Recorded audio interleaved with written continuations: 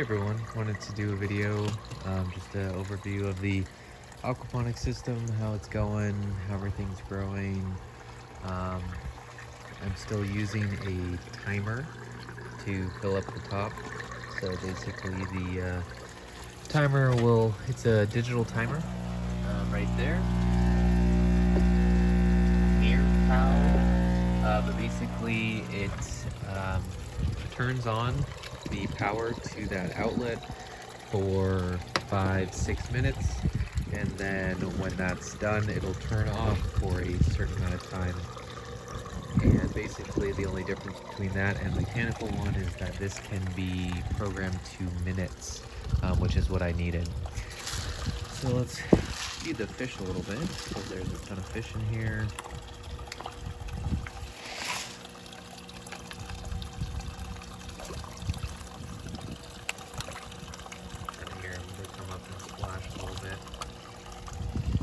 Just have the bluegill, some bass, random other small fish. I think I might have a tilapia or something along those lines in here. That everything was just basically caught from the local pond down here in Houston. And what we got going on this side is I got the floating rafts. I have some pothos in here. The pothos are all rooting for the most part.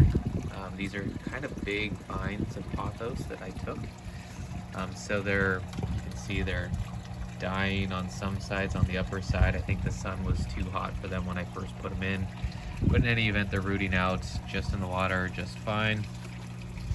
I have some sweet potato and some Kang Kong that I just cut and placed in this pot, which is on top of cement blocks. So I put some cement blocks in there and try to give the fish some places to live in there and do whatever they want. And then I have some more pothos plants back there doing the same thing. The water level is managed by these pipes. I have 2 pipes in here, right there, right here. Basically there's no air in those pipes, and it's a 90 that goes that way, up, out, and then another 90. And let's see if I can get this mosquito that's trying to eat me. So that keeps the water level, and there's no manual corrections or anything. Every once in a while I'll just fill up the entire pipe with water just to make sure there's no air bubbles that have gotten in there. And then the overall tank itself pumps water up there, comes down this drain pipe, and I put that level as much as possible, this pipe, so half of it will go into that one. Actually maybe 40% will go in there, and then the majority is coming down this drain pipe because we have the pump on this side. So this side of the tank is draining a lot more water, but it needs a lot more water to keep the water level somewhat similar.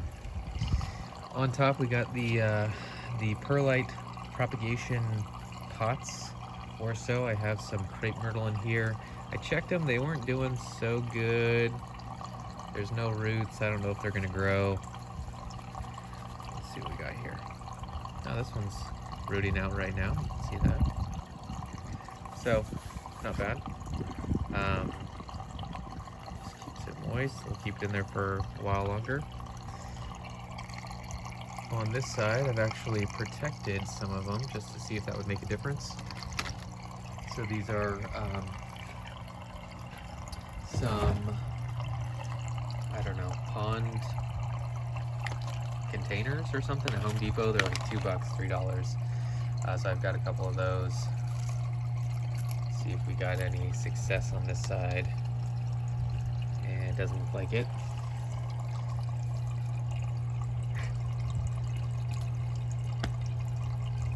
Just getting eaten by mosquitoes out here. Can't tell. Doesn't look like that one's doing anything yet, so we'll keep that in there, see what happens. And I have just tons of Crepe Myrtle around the place. That one's not looking great either. We'll just see what happens. I'm kind of just testing out the system. I want to try and see if it's too hot, too cold, how it's working. Too much water, not enough water.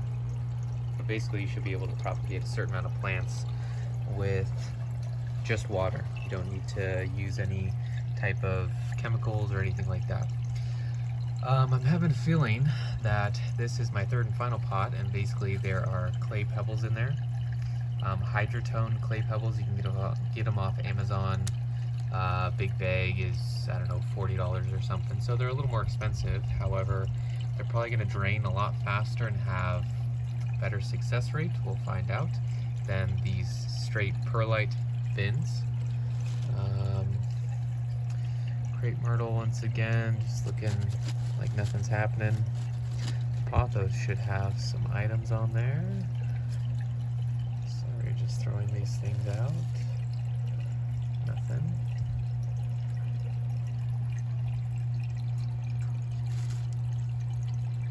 It could depend on the time of year that I'm taking these cuttings, how big they are, etc. I'm going to keep this one in just to see if it'll work. Pothos look great though. As you can see, not protected, and these are typically house plants, and they root really easily. Probably going to break this one, I don't want to. There we go. There you go. So I'm actually going to pot these up. I just have some potting soil, put them in a pot like this, and then I will make sure that they are protected, as in not in the sun, they're watered well.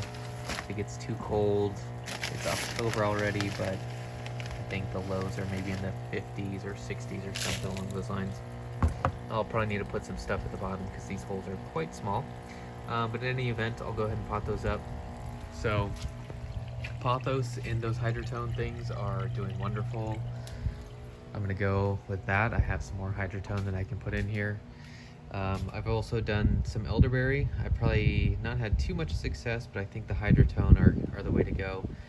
So this is just wild Elderberry that I found locally, rooted, it's growing, and I'll just make sure that it's watered well, it's in the shade. And then all the Pothos plants, I've been taking cuttings from existing plants and just sticking them in there, and basically have more Pothos than I know what to do with. And any new vines that grow off, I'll just keep trimming and keep these guys watered. I'll probably have to move them inside soon because it's gonna get colder and colder, and they are houseplants. So with that, thanks for watching, and I'll do some more videos later.